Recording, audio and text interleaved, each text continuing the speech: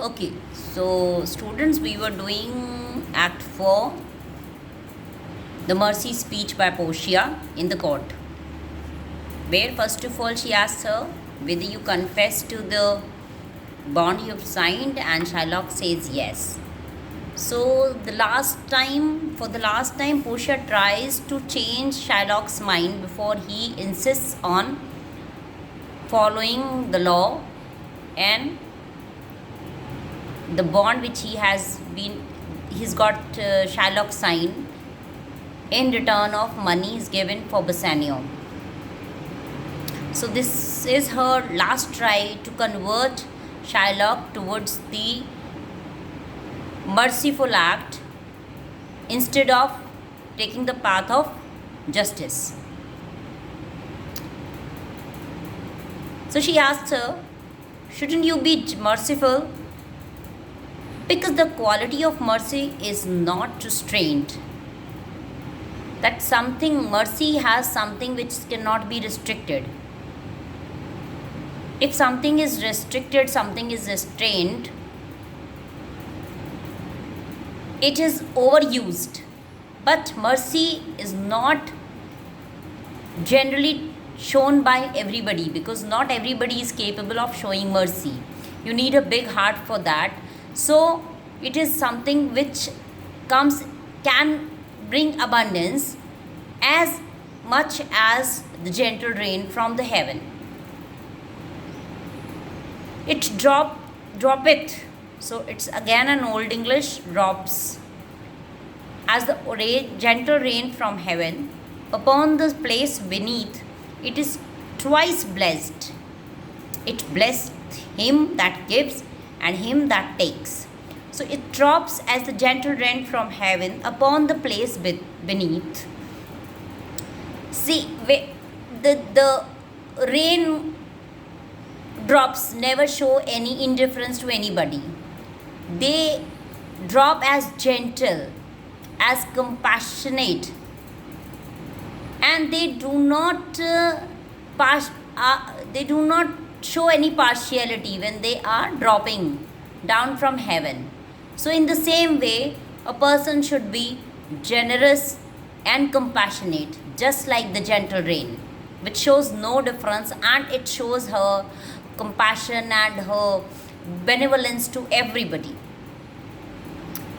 Then she says it is twice blessed. She is trying many ways to show how mercy is important for a person as a human being.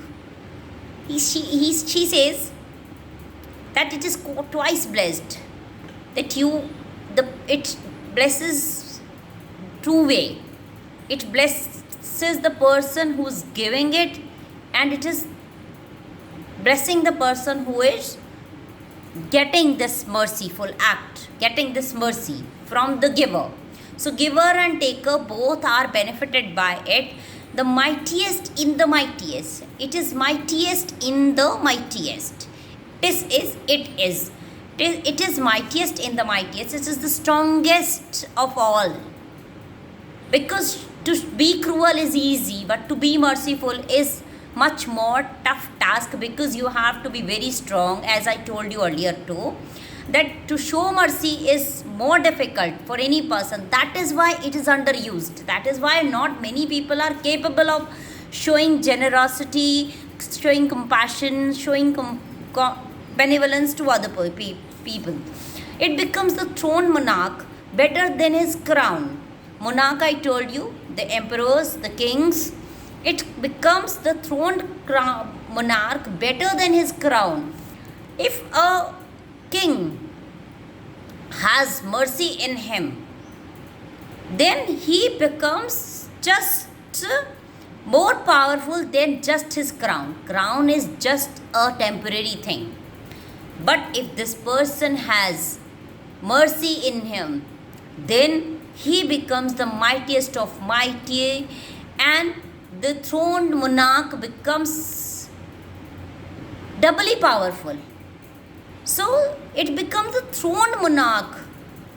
She's giving it the comparison. First she compared it with rain, then she compared it with the mightiest of the things, Then she compares now it with kings, the quality, the king's crown, that how the king's crown is not as important as mercy is, because it makes a king more powerful. It is much more powerful than their scepter have. Now scepter is something, let me show you. It is a symbol of power. If you remember, if you have noticed ever, that somebody sometimes they use a particular kind of stick. A king is given that and a kind of stick with it. I'll just show you. Even in army they show that, when they show that the power is in your hand. Let me just show it to you, because it's lying here, so I can easily show you what it is.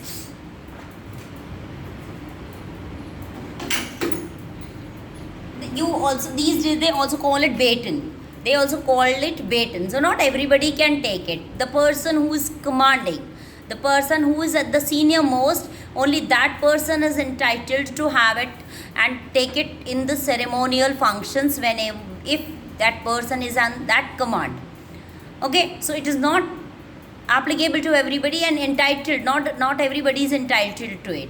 So scepter is same.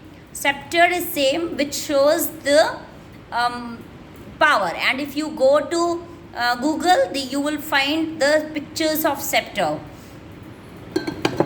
So his scepter shows the force of temporal power.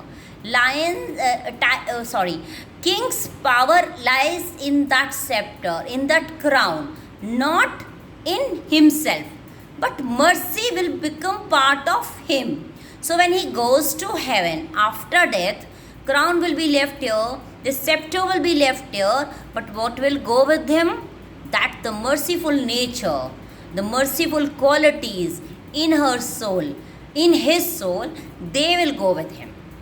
That is why it is much more stronger, because crown or the power or the command he has, or all the royalty he has, it is a temporary thing, but mercy is forever. Mercy will remain here on this earth and it will go with you to the other level, to heaven too.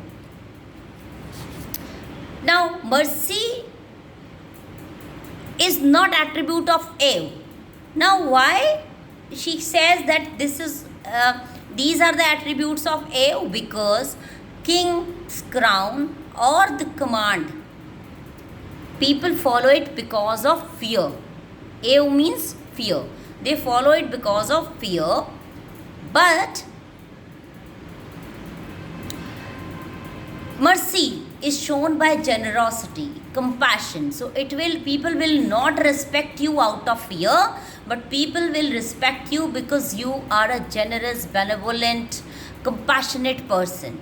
So it is much more stronger than the king's royalty, than the throned kings, than their crown, more powerful than their scepters.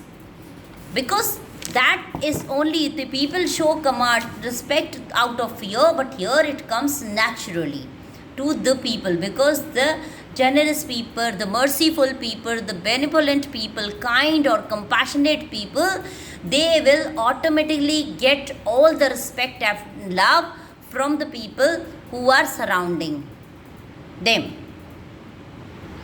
Wherein doth sit the dread and fear of kings? The attribute to Eve and majesty. His scepter shows the force of temporal power.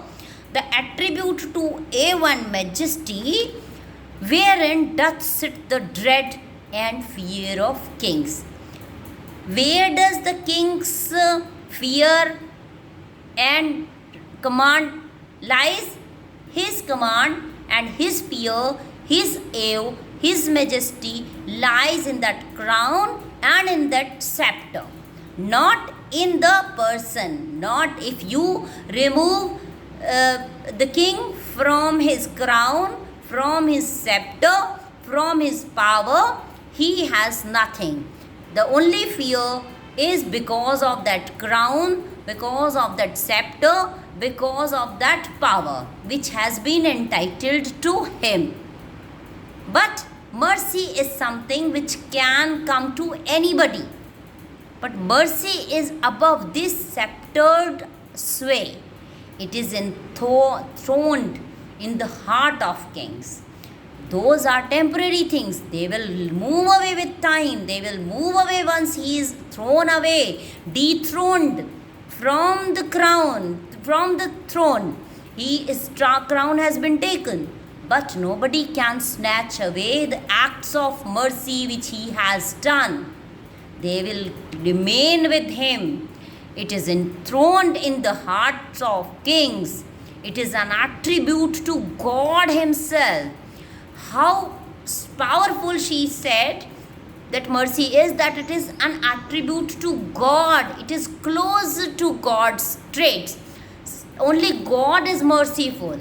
So if somebody is showing mercy, if a king is showing mercy, he is as much good. He is keen. He gets closer to God. So people can take him as the person who is closer to God. So this person who has mercy in him, he becomes so powerful. Even if his throne is taken away, even if his crown is taken away, even if his power is taken away, still that person is so powerful that he becomes close to God. His attribute becomes, his traits reach up to the level of God. And it is an attribute to God himself. And earthly power doth them show likest gods, and earthly power doth then show likest gods. Now, what she says, that it is an attribute to God. It is a quality that which belongs to us, which belongs to God also. The quality, this attribute, this something which belongs to us, mercy, if it belongs to us, and if it belongs to God also, so we go somewhere close to God, and that king also reaches somewhere close to God. And earthly power doth then show like as God. Then combined both the powers, then earthly power, if that king has the power of crown and power of mercy, if he has crown on his head and mercy in his heart, he becomes closest to God. His throne, his royalty will be as good as God's himself. When mercy seasons justice, when mercy is prioritized over justice, when mercy is chosen over justice, when mercy moderates justice, mercy seasons justice, means when mercy is mixed with justice, then it becomes, because anybody can give justice, anybody can say just okay, that kill that person because he has stolen something. But if that thief, if a king realizes that thief has stolen not because he wanted to steal or because he is a thief, but because of some reason, maybe his child was dying and that is why he had to steal, and he can see that and he can show mercy, then it becomes closer to, then his justice becomes closer to God's justice. Because laws are made, but laws should be, that is why even in law it is said that we should see what was the reason behind the act. That is why Portia reasons with Shylock to show mercy.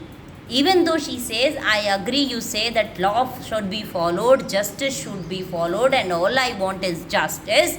But she says that justice should also consider mercy. or justice should be considered. Mercy, while you are taking any lawsuit, any path of justice, you should not forget that there are always chances, there are always scopes to show mercy to the person, because only then it will be reaching up to the God. So she is trying Shylock that he takes this path of mercy and does not insist upon that bond. Therefore, Jew is addressed to Shylock. Though justice by the plea be the plea, considers he. She says, I understand that you have to have your justice, but I would request you to consider it once again, that just mix your justice with mercy. Show mercy at this moment, that in the course of justice, none of us should see salvation. She says, in the course of justice, we should not think that justice will only be the right thing. We should not think that justice only should prevail. But we should always be careful that in the course of justice, somebody is not harmed, because that is not the way of salvation.